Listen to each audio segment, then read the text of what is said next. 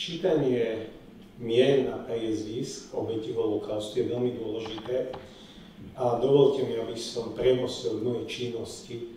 To ešte nie je teda dlhá, bude to 19 mesiacov mojej činnosti, ale ja tiež za každým ľudskoprávnym prípadom vidím ten konkrétny osud. A dneska si pripomíname výročie prijatia židovských kodexov, ktorý bol len norma slova. Tí autori tejto dehumanizujúcej normy ju písali tak, aby za tým nebol vidieť konkrétny osud, konkrétna útrata toho človeka. Lebo zákonodajca, keď prijíma normu, píše veľmi všeobecne. Áno, keď je dobromyselný zákonodajca, že chce regulovať život človeka, je to dobré.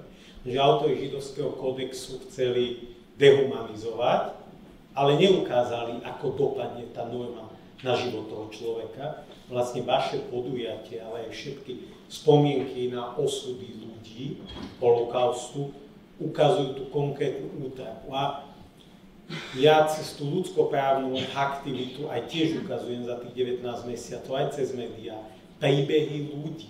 Aj poslancom v Národnej rade, keď som predstavoval svoju správu, som povedal, páni poslanci, pamätajte na to, keď budete prijímať zákony, že tie dopadnú na ľudí.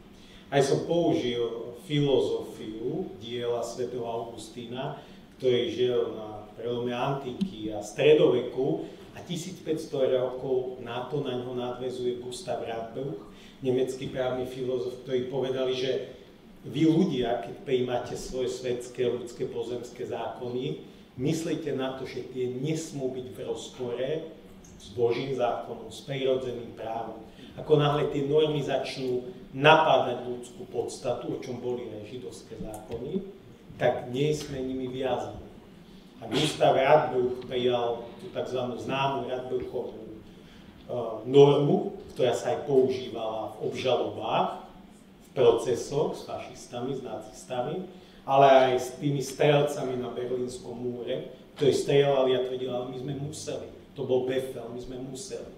A Radbruch a svätý Augustín hovorili, nemali ste, bo ste strieľali na ľudí.